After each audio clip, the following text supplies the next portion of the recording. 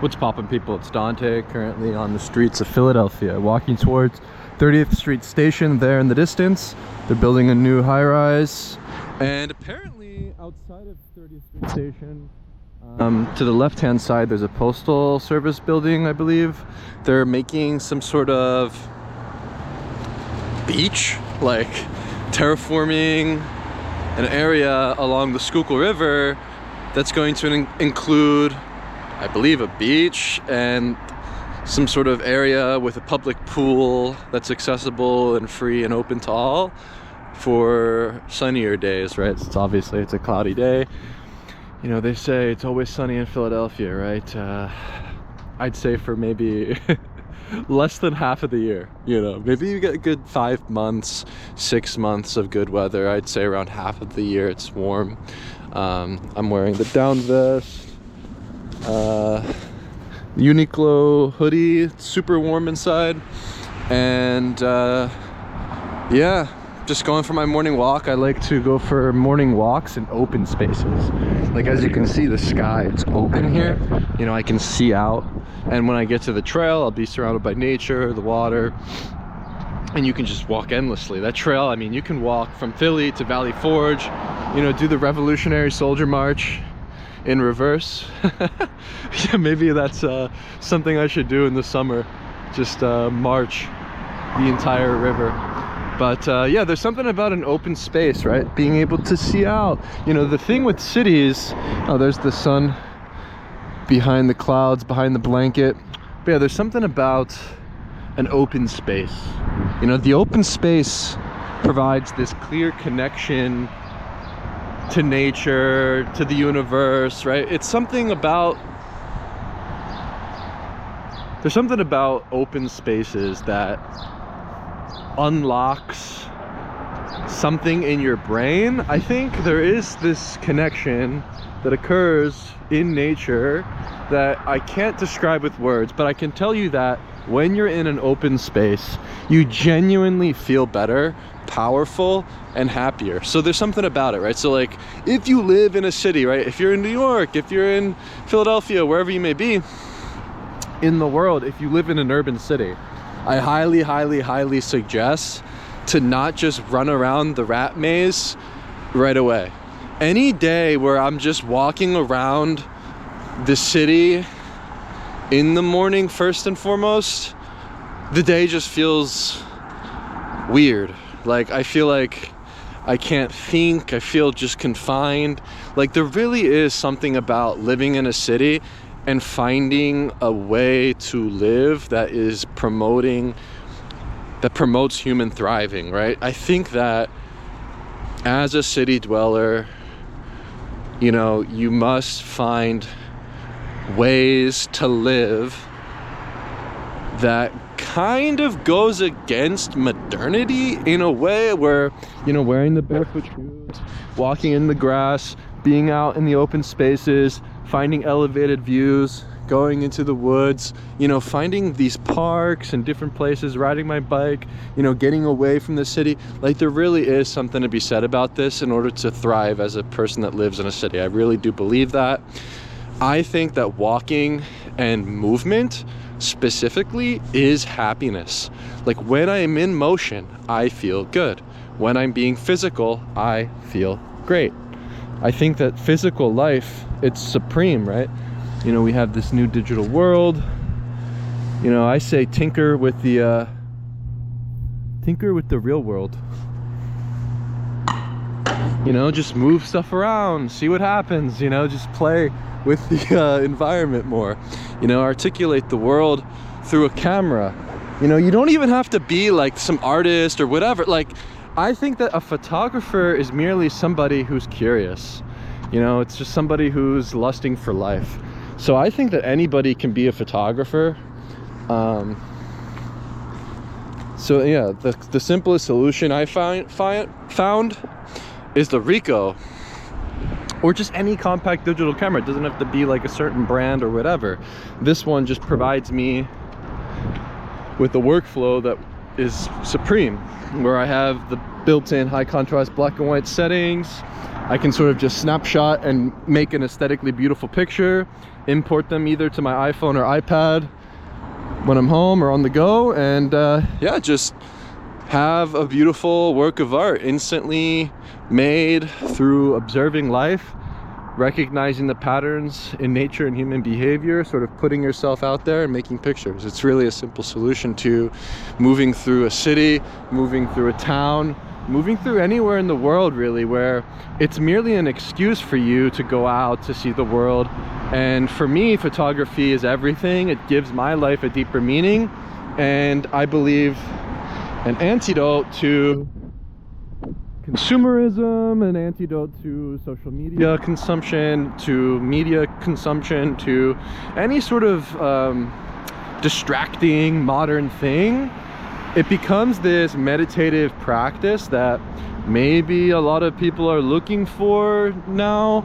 And yeah, I can't help but to just share my joy for photography and the fact that it's so accessible and easy to get into, where you can use your iPhone. You know, everyone has a camera now, and it's just a great thing because it's just what keeps me in motion, and movement, yeah, for me is happiness. Yeah, there's something about movement where, you know, when you move your body along, the days feel long.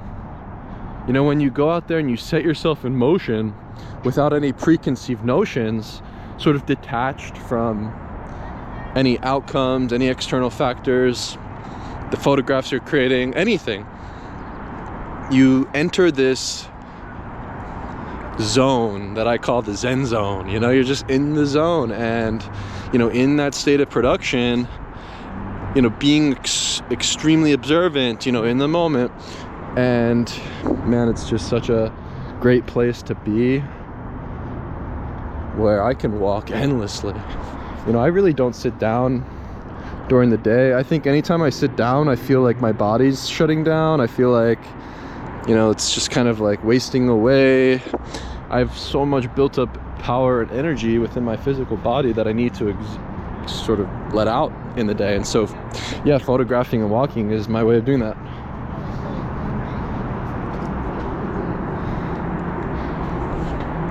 And yeah, I think the easiest way to increase power, physical power, is just the consumption of red meat, deep sleep, and simple like lifting, or I like calisthenics. You know, I like just doing the pull-up. I think I'm realizing that's more my speed. I like to do calisthenics because it's so easy to just get on a pull-up bar and knock it out. I don't like racking the barbell to have to lift it from the ground and sort of bend your back down. I'm kind of taller. I mean, I'm 6 foot, so when I do the deadlifts, I mean, they're fine, but there's something about it that feels a little bit unnatural. And so I've been adopting calisthenics more, working with pull-ups, chin-ups, push-ups, dips, pistol squats I like, and yeah, just simple solutions go a long way. I think longevity is the goal for me, and so I consider, you know, aging, getting older, and being able to pull my body weight up would be pretty cool, I think. Yeah, it's simple. So I don't need to lift all the, you know, crazy heavy weights to remain strong and filled with power. But actually I found a solution where for around like 10 minutes, literally in the morning, I knock out my fitness routine, head out the door, and it's just bliss. You know, like I think that every,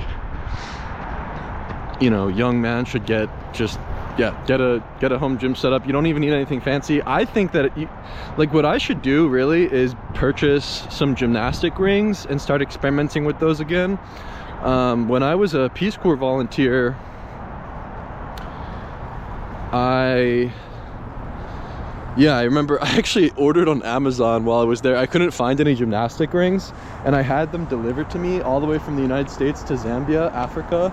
It took me like 3 months to receive them, but when I received them, I started to work on my strength there by just throwing the rings up in a tree and just doing all these sort of things like muscle ups, pull ups, and the L-sits, and trying to do the planche. I want to try to get that. So like maybe I should purchase some gymnastic rings, maybe find a good location along the Schuylkill River for the summer to use those, because yeah, there's something about working outside, right? Like I remember I had, man, dogs just shit everywhere, and it gets in the grass, and you really have to, like, I really have to be mindful when I walk around, because a lot of these dog owners, they really just don't clean it up, and it really is a problem. And there's something about dog ownership in cities, specifically like Philadelphia, that's kind of jarring, where maybe more people have dogs than children, and it does confuse me. I see so many single people just walking around with their little doggies and their AirPods in, pulling them along, and it's just really weird. When I was in Jericho, I remember they keep their dogs in cages, muzzled mouths. They hardly feed them. They're basically attack dogs, and now we've domesticated dogs to be these little pet slaves that, you know, are, you know, my emotional support animal or something, and it's just weird. To me, right? This is my thoughts. I think it's weird. I don't like dogs. I've never liked dogs. I think they're gross, and they shit everywhere. For me to walk around and see all this dog shit, yeah, it's like I have to like constantly scan everywhere, you know, especially on the trail. Like there's a boardwalk down there, you'll always see it. There goes a plane. Yeah, I like being in an open space where you can see the planes fly by. But yeah, the gymnastic rings will be a good thing. I should definitely get into that, because yeah, I think really when I consider this modern world where we have machines, we have trains, we have technology that's capable of essentially outpowering a human being, yeah, maybe to seek physical power is the wisest thing that any man can do. Because for me, when I can overcome things through strength, through pulling my body weight up, or going for long walks, or whatever it may be, the physical nature of life being, for me, everything, you know, where we have, I guess now, like a digital life where a lot of work is done at an office or a computer, sitting down. Yeah, maybe the antidote is to be strong, to seek physical power, right? Where real power, raw power, is within the human body. You know, it's within you. And yeah, maybe power is happiness, but when I consider power, I consider strength. I don't consider like money and fame and influence and all these other superfluous things, but actually just real, raw, physical strength. Yeah, maybe this is where happiness is, and perhaps we should seek power more. And from there, I believe the stronger you become, the stronger artwork you will create, especially within the realm of photography, where it is a very physical medium. You know, you have to go out and walk and, you know, hike up mountains and, you know, go around and be out all day. Yeah, it only makes sense that the physically stronger photographer will make stronger photographs. And so I highly suggest focusing on increasing your strength and increasing your power. Maybe strength is happiness.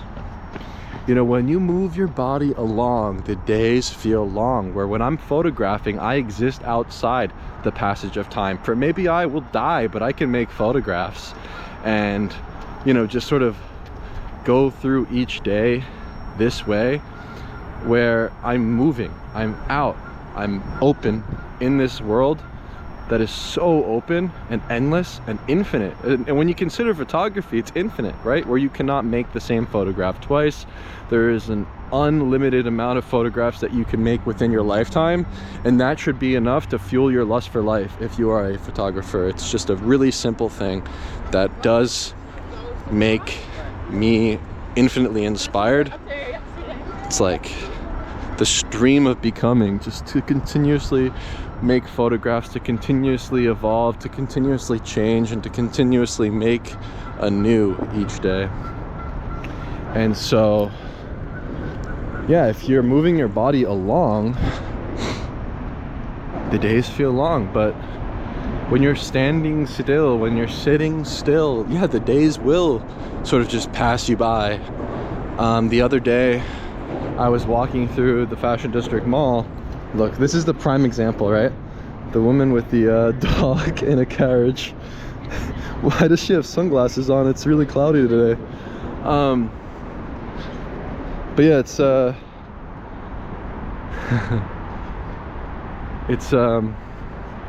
it's just true. So yeah, I was walking through the mall, and the security guard or whoever was there.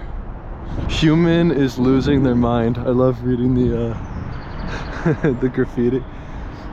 But yeah, the security guard or whoever was just kind of like standing there, or whoever it was that works in the Primark or the store, like the clothing store. And you know, she was like, wow, the day's going by, this is awesome. And as I passed by, in my mind I was like, well, yeah, if you're just standing there, of course nothing's happening. You're kind of just watching time fly. Of course, you know, the days do feel short when you're just sitting there. But when you wake up before sunrise specifically, the days feel like a freaking lifetime. Like if you're up at 4 a.m, 5 a.m, whatever, like I wake up extremely early, you feel like you have so much time in the day. It's actually like there's like too much time. It's kind of crazy. And there really is something about movement and time. You know, I say that when I'm photographing, I exist outside the passage of time. I really believe that. There really is something about that. You know, not only will the photographs outlive you, but the movement of your body, you're kind of, you know, you're just existing. It's like, it's the most amazing, blissful feeling that I've ever found. You know, where I can be in solitude, I can be alone, whatever, just walking along this path and feel this sense of abundance where I'm yearning for the sun to come out and play. You know, can the sun come out? But alas, I just put on the jackets and stuff and stay warm. But it's like the simplest pleasures, like nature walks, grass-fed beef, sunlight, sleep, weights. Like what else does a man need? I guess a family. The funniest thing is there's like this dichotomy, or like way I think it's like I could just be a monk. It's like at this point I'm walking around barefoot. You know, I'm already a monk. You know, can I just be either a monk and just leave this all behind and just go into the forest, or try to make a family? It's like, to me, maybe that's the ultimate goal of humanity, is to make families, to evolve, to continuously produce more human beings, to then figure things out and increase our strength. I think of my time in the Peace Corps and the families in Zambia and how large they were. You know, you'd oftentimes see families of 10 or even more, I feel like, members of a family. You know, where one woman would give birth to 10 children. And it's kind of nuts when I think about it, because for me, you know, it's shifted my paradigm, where you imagine Africa, you imagine these villages, oh, you know, they're impoverished, they don't have much, whatever. But maybe wealth is just family. Wealth is having more humans. Like, that's wealth. You know, where everyone has a role to play in a village. You know, I consider You know, the mother of the house coming home with sticks on her head, like firewood on her head and babies on her back. You know, the man's building churches, the boys are building bricks, using dirt and mud. There are, you know, the girls sweeping the floors, preparing the food and the meals for the day, right? Like, everyone has this role to play in a village, in a tribe. And I kind of think of the tribe now with, you know, the United States, like perhaps our nation, right? Like the United States of America, like this is our tribe. Like maybe the like the, you know, like when you consider identity, maybe the nation, you know, the United States, like this is what we should identify with. You know, I'm happy, you know, I went to a Catholic school as a young boy from pre-K to grade 8. Every morning I would say the Pledge of Allegiance. You know, I pledge allegiance to the flag of the United States of America and to the republic for which it stands, one nation under God, indivisible, with liberty and justice for all. God bless America. Like, I'm so glad that I still remember that. And I don't know, something about being proud, being proud of your national identity, being proud of your nation, that this may be necessary for human thriving and for society to thrive as a whole. Where I see this hierarchy that exists in a functioning society that's thriving and bustling, such as the village in Zambia I was in, where there's God, family, and land. Or you could say God, tribe, and land, or for here, God, nation, and land. And that hierarchy, I believe, is necessary for a functioning and healthy society, where maybe, you know, our new religion is science in the United States and the world in general, where I think actually of Christianity. And so I have critiques of Christianity, but I also feel as though it just promotes family. Like, Christianity promotes families. Christianity promotes, more families to be produced, essentially. Like, it worked really well to produce humans. That's what I think. And maybe that's like the best part of it. But then I was considering like notions of hell, heaven, and hell. And maybe hell was designed to keep everybody productive. Hell was this threat within the kingdoms. You know, if you do wrong, if you do not obey God, you will be sent to hell. You know, you must work, you must toil, you must stay in line and stay in check. Otherwise, you will be in eternal torment for the rest of your life. However, my thought is that I don't believe in hell because I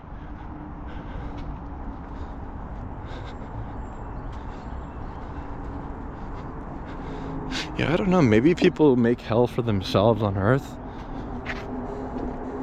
through the actions they make, through the things that they do, what they consume.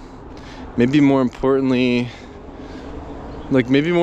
like what we do, what we don't do should be more considered. Maybe that's the path to individualism, where in society we have notions of,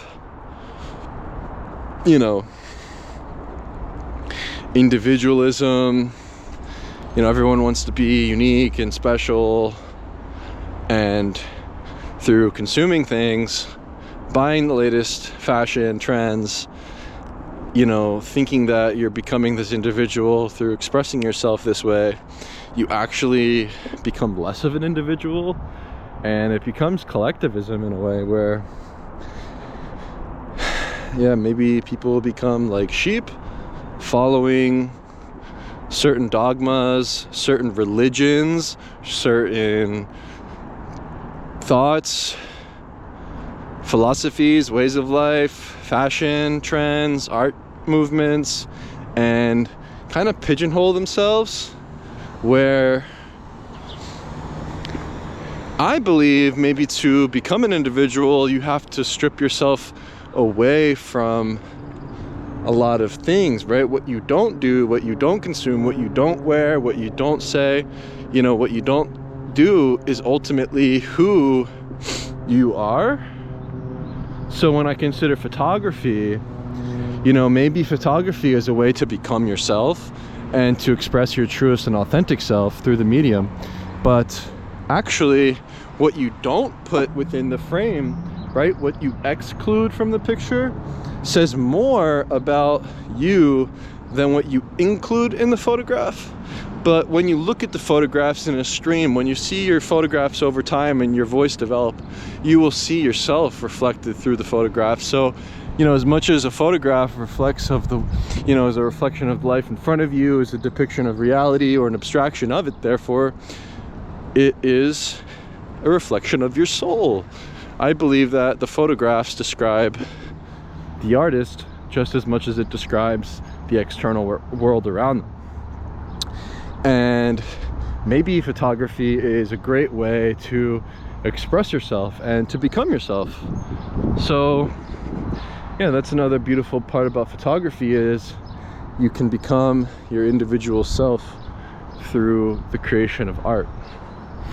You know, where this world becomes a canvas, and it's an infinite one, right? Where you can live until you're 120 years old and you'll still not, you know, see everything. You know, you could never traverse all of the lands. You can never sail all of the sea. You could never go to every city. You could never visit it all. I mean, you could try, but I don't believe it's humanly possible. And yeah, maybe thinking with this abundant mindset, sort of being boundless, going infinite, sort of no restrictions, no rules, no guidelines, you know, sort of becoming a creative barbarian where everything is fair game.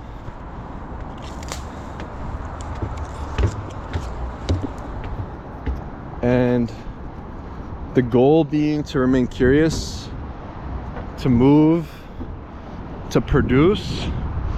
Yeah, I think it simplifies things, right? The goal is to produce more than to consume. You know, my goal in life in general is to produce more than I consume. Oh wow, look at the boat by the waterfall. What are they, fishing over there? Yeah, so coming to the elevated spaces like here behind the Philadelphia Museum of Art, yeah, this just starts the day off on a good note. Looking out towards the horizon, you know, looking out towards the forest, where I spent my youth in that forest, building teepees with sticks and bridges with stone, you know, exploring the unknown. For this is where the artist thrives, in chaos, articulating it and putting order to it. And I'm reminded of these things when I return to this location each and every day,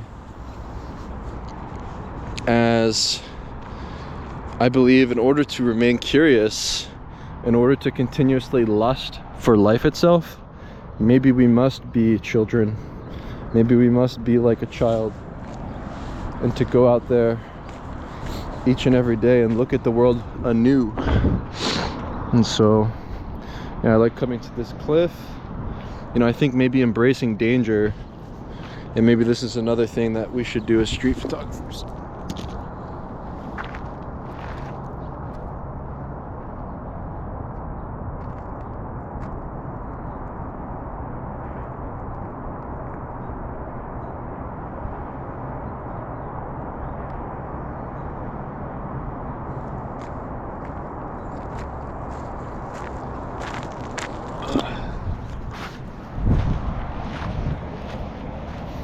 Yeah, like I'm reminded of lots of good things when I come to this spot. It's like nothing but gratitude, nothing but positivity, nothing but good feelings come to me when I'm at this particular spot. And if you live in Philadelphia, I highly suggest you come here. Just give it a shot, give it a whirl, stand here and yeah, just look out, just think, and yeah, just create more.